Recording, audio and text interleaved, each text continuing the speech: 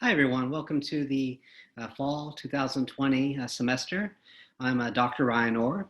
I will be teaching one-year classes this semester.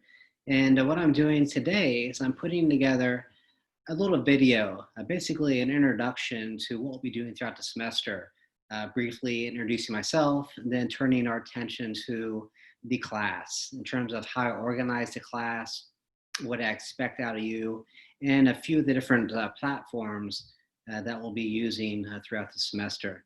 So just to get started, I'm Dr. Ryan Orr, and this is my 11th or 12th year at Millersville. I've been here since 2009, 2010.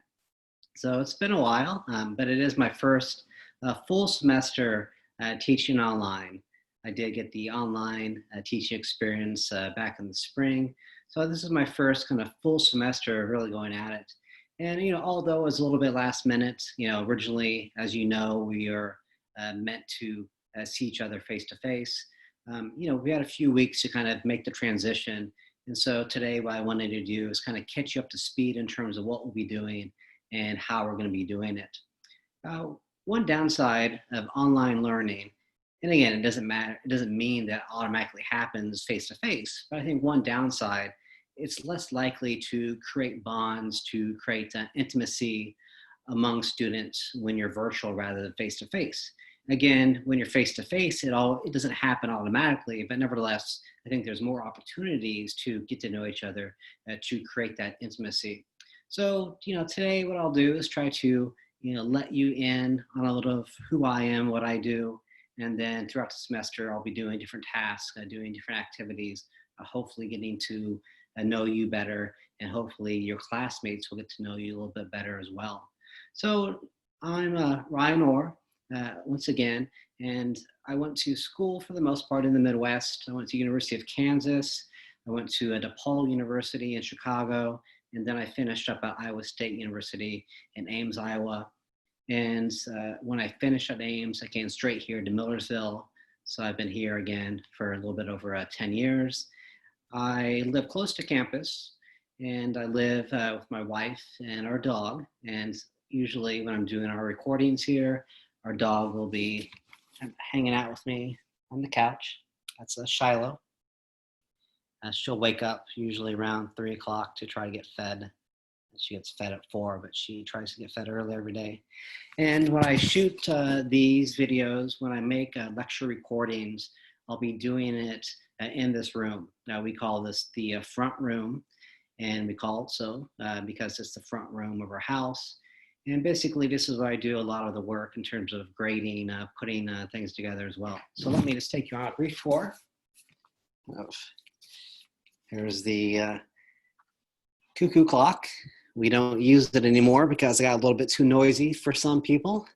So we turned it off, but it's still there. It's nice to look at. And the big kind of project going on right now in this room is that we're redecorating kind of this main wall here. We've added some art during COVID-19, and we're trying to kind of reorganize things. So currently I'm in the middle of kind of creating a new narrative. I'll be taking off some pieces, putting in some new ones. And just kind of a narrative of, a cloud will be up in the corner, representing the cloud in the sky. Here in this corner, I have upside down bat planned for up there. And, this is a concert poster we went and saw a few years ago, but so underneath the boat, we're going to have kind of the shark chasing fish. So nevertheless, it's kind of my fun project I've been working on for a little bit, and still, as you see, kind of a lot of stuff to put together. But nevertheless, that's kind of the space I'll find myself in when I'm putting together a lot of these videos and lectures. And so now I'll kind of move into the class, introducing you to some key components of what we'll be doing together. And so, basically, we can break this down in 3 ways. The first way is looking at kind of my personal positioning on delivering information online. So, what I expect out of myself, and then we'll get into my expectations of students, expectations of you, and then finally, kind of different dimensions of the course, what you kind of need to know where you need to go to navigate everything smoothly. So just starting at the top, let me look at our three different kind of points of delivery expectations of myself. So first, I try to communicate with you as effectively, as frequently as possible, because I believe keeping you in constant communication allows you to be on the same page with me. So in other words, you're going to get through the class much easier. The class is going to be much easier for me to get you through as long as I'm keeping you in the know.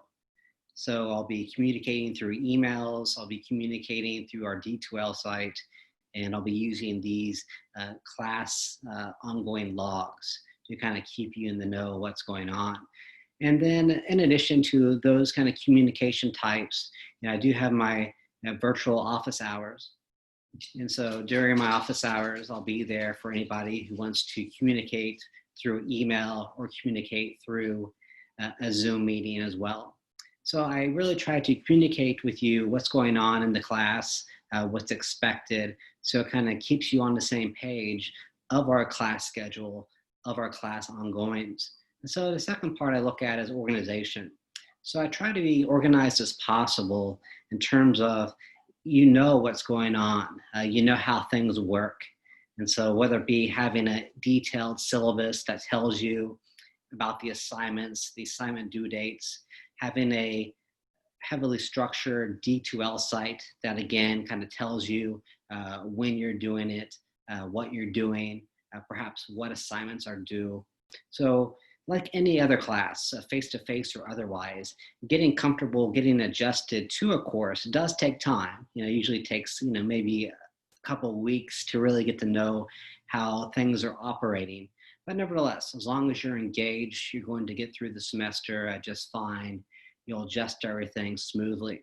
And so finally, in addition to focusing on communication, focusing on organization, I also try to emphasize flexibility. By flexibility, I try to understand that a lot of people are juggling multiple responsibilities, and sometimes you don't have, the time you thought you were going to have or the time that you need to do things. And so what I try to do is record both audio and non-audio versions of our class lectures. So it gives you a little bit of free time or a little bit of autonomy to access and engage with course materials when you do have time to do so. So what I try to do with these recordings is upload them at least 5 days in advance. And usually it's a week or so in advance, but sometimes I may be a little bit behind. So I'll be recording the lectures, uploading the lectures at least 5 days in advance. So again, it gives you a little bit of flexibility to access things in terms of the lectures and the assignments before they're due, but also you can start to work ahead in the class. So again, you have certain due dates that you need to meet, but because you have the assignments, because you have the lectures and the readings before that due date, you're more than welcome to turn in assignments before they're actually due. So that's what I mean by flexibility.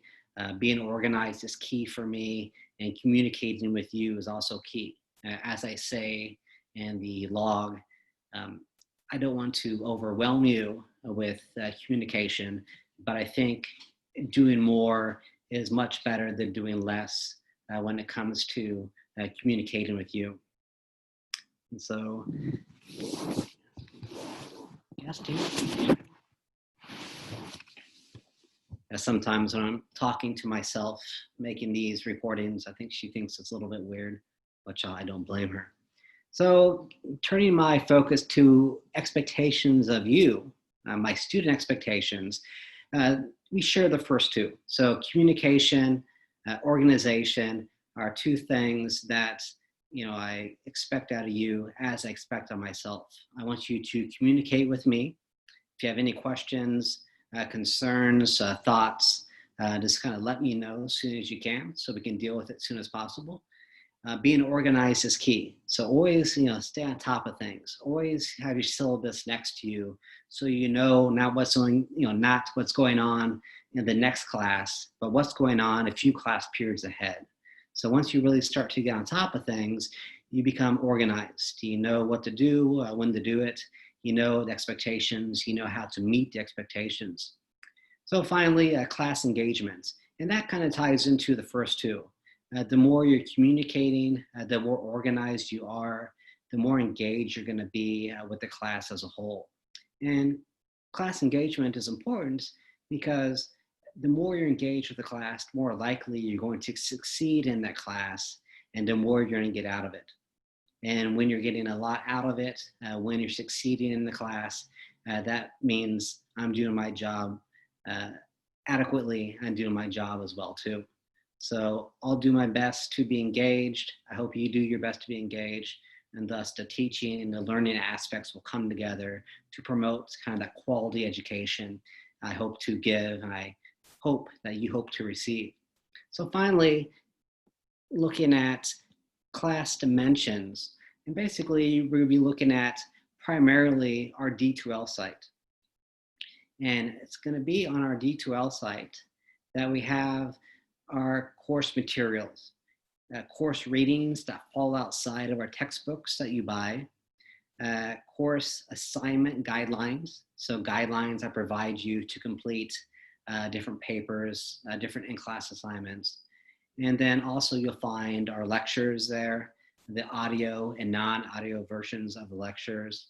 And then also I'll be uploading the recordings of any live sessions that I do. So once a week, I'll be doing live sessions so we can get together to discuss anything that you want to discuss about course materials, about the class in general. So the D2L sites will be important to get those course materials, and you'll be accessing those course materials in the resource tab. In the resource tab, the content section. So it's that content section that will have the bulk of our course materials. Again, readings, assignments, lectures. So basically you need to find all the information there. And it's all outlined, like I outlined in your syllabus, kind of day by day in terms of what you're doing for that class period, and also what you may be turning in for that class period. So speaking of turning in assignments, the assessment section and the assessment tab in the assignment section is where you're going to be turning in your assignments. So basically you want to go to the assessment tab, click on that, and then you click on the assignment section, and there's where you're going to find all the places you're going to turn in your class assignments, whether it be papers, in-class assignments, book reports. That's where you're going to be turning in everything. And also that's where you're going to be receiving your grades and where you're going to be receiving feedback on your assignments. So again, where you turn in your class assignments, where you get your grades and feedback on the assignments is the assessment tab, the assignment section, and you'll find all that there in front of you. And so finally, in the D2L site, every once in a while, what I'll do is create a task for you. And usually these tasks are going to be those things that we use to get to know one another, to build kind of intimacy, to create bonds that wouldn't be there otherwise. And so it'll be in the discussion section underneath the communication tab. And there you'll find kind of different discussion groups where I prompt you with a question, or I prompt you with a task. And with those tasks, you're actually going to be earning extra credit. So when you first go to our D2L site, you're going to find that in the discussion section, there is a extra credit opportunity there, basically what I call a student profile. Who you are, kind of where you come from, what you're about. And when you complete your student profile, for me to see, for me to learn, your fellow students will be seeing it and learning it about you as well. You can earn extra credit through completing those activities. So in addition to our D2L sites, where much of our materials are going to be going and coming from, the syllabus, again, is a key dimension of the class. just make sure you read through that syllabus, twice, 3 times. Make sure you keep it next to you. You know what's going on every class period, when papers are due, what readings you need to read for that day, and what lectures I'll be putting out. So make sure you familiarize yourself with the syllabus.